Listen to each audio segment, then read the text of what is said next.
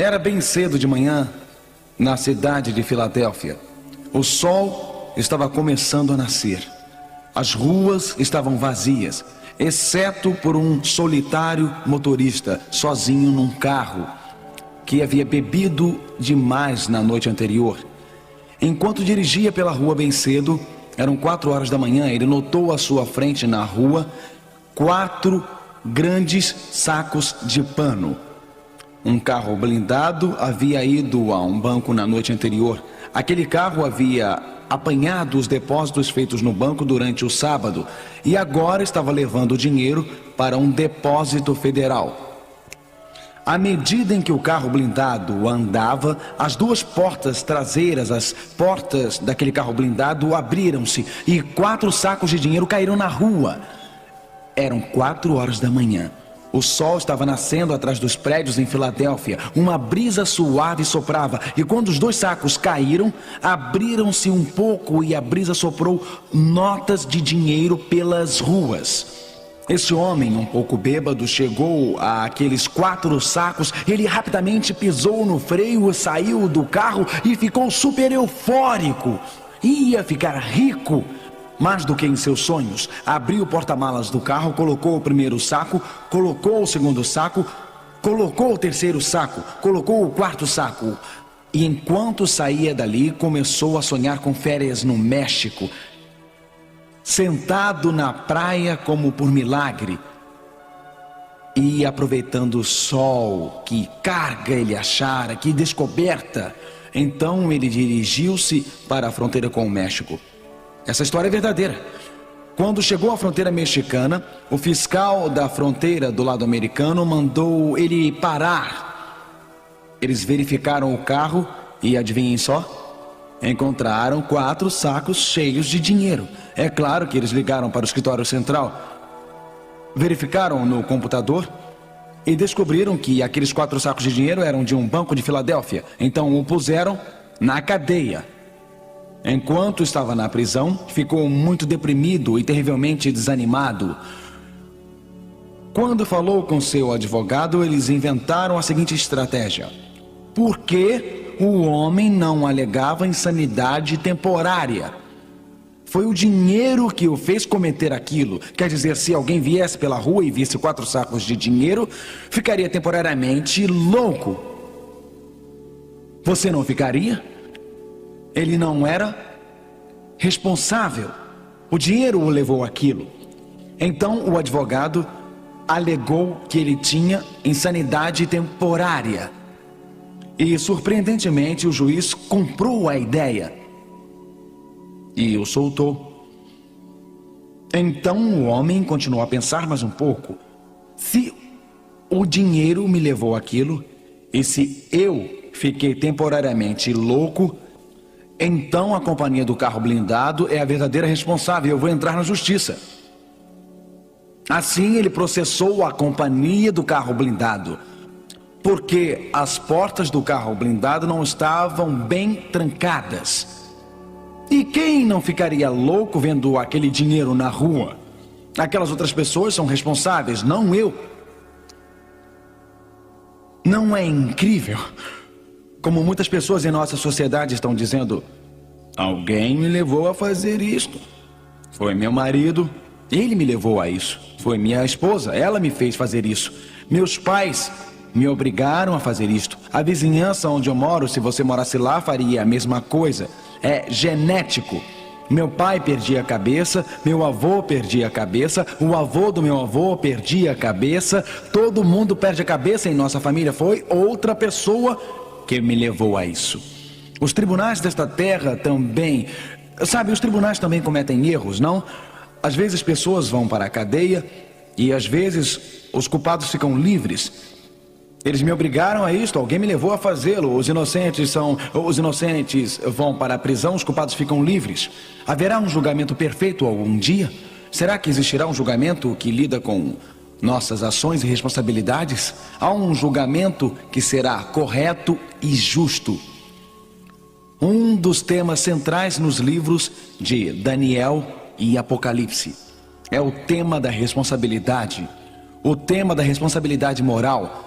Na verdade, a Bíblia chama homens e mulheres que respondam por suas ações nesta geração.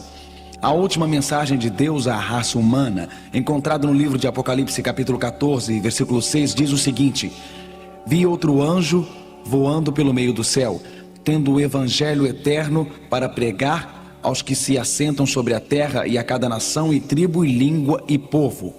Aqui está uma mensagem para todas as nações, todas as tribos, línguas e povos. Aqui está uma mensagem internacional para todo o mundo. Esta mensagem, leiam comigo por favor: temei a Deus e dai-lhe glória, pois é chegada a hora do seu juízo. Apocalipse 14, versículo 7. Pois é chegada a hora do seu juízo. O drama do destino descortina-se. Antes da vinda de Jesus a este mundo, é feito um anúncio perante um mundo que espera e um universo que observa. Um anúncio que chega a todo o planeta. A hora do julgamento de Deus não irá chegar. Não está no futuro distante, mas está aqui, agora. Já chegou, o destino de toda a raça humana será selado. É chegada a hora do juízo de Deus. Em Apocalipse 14 há uma mensagem, mas então há um evento que segue-se a esta mensagem. Apocalipse 14 descreve a vinda de Jesus nas seguintes palavras: olhei e eis uma nuvem branca, e sentado sobre a nuvem branca, um semelhante ao Filho do Homem, tendo na cabeça uma coroa de ouro e na mão uma foice afiada. Outro anjo saiu do santuário, gritando em grande voz para aquele que se achava sentado sobre a nuvem: toma a tua foice e ceifa, pois chegou a hora de ceifar, visto que a seara da terra já amadureceu. O que você acha que significa a seara da terra já amadureceu? Que evento é este? Com o Filho do Homem vindo numa nuvem com uma foice para ceifar a seara da terra. Que evento o texto estaria descrevendo? Obviamente, é claro, a segunda vinda de Jesus. A Bíblia diz: e aquele que estava sentado sobre a nuvem passou a sua foice sobre a terra, e a terra foi ceifada. Aqui está uma descrição da volta de Cristo e o destino da raça humana finalmente selado. Mas antes da volta de Cristo, antes da vinda de Jesus, há uma mensagem que diz: é chegada a hora do juízo de Deus. Na verdade, o livro de Apocalipse descreve isto um pouco mais em Apocalipse 22, versículo 12. Vamos ler juntos. E eis que venho sem demora, e comigo está o galardão que tenho para retribuir a cada um segundo as suas obras. Se Jesus vem para dar recompensas, deve haver um julgamento antes da sua volta, para determinar quem recebe estas recompensas. A Bíblia diz: trago o galardão que tenho para retribuir. Então deve haver um julgamento para determinar quem receberá este prêmio quando Jesus vier. A Bíblia volta a este assunto do juízo vez após vez. Volta a este assunto do juízo, mas qual o significado deste julgamento? Deus não sabe quem está salvo e quem não está? Ele não sabe de tudo? Por que é necessário que ocorra um julgamento antes da vinda de Jesus? Há uma controvérsia no universo. Lembram-se que estudamos sobre o que um anjo rebelde, um anjo que Deus criou perfeito, um anjo que Deus criou com um fascinante brilho, que este anjo rebelou-se contra Deus. Este anjo disse: Deus é injusto. Este anjo disse: Deus é parcial. Este anjo disse que Deus quer tirar nossa felicidade e não dá-la a nós. Este anjo diz que Deus não está fazendo tudo que pode para nos salvar e nos redimir. Este anjo diz que Deus é parcial, que ele beneficia alguns. O julgamento que a Bíblia descreve revela o grande amor de Deus, revela que Deus fez tudo o que podia para salvar cada ser humano na terra, e os homens e mulheres que estão perdidos o estão por causa das escolhas que fizeram. Homens e mulheres estão perdidos por causa das decisões que tomaram. Homens e mulheres estão perdidos porque deram as costas a este amor, rejeitam a misericórdia. O julgamento revela, antes da vinda de Cristo, que Deus fez tudo o que podia para salvar cada ser humano. Deus envia seu Espírito à sua mente. Deus revela a você em seu coração que algumas coisas são erradas. Ele o convence do pecado. Deus o leva à sua palavra. Deus envia um folheto à sua porta. Você vê um comercial na televisão, você vê um outdoor, um amigo convida você, você vem a uma reunião como esta. Deus está trabalhando de milhões de maneiras, não de 10 maneiras. Não de 2 maneiras para nos salvar. E o julgamento revela que aqueles que estiverem perdidos, aqueles que forem finalmente destruídos, aqueles que finalmente forem banidos eternamente da presença de Deus, se estiverem perdidos, não estarão porque Deus não tentou alcançá-los.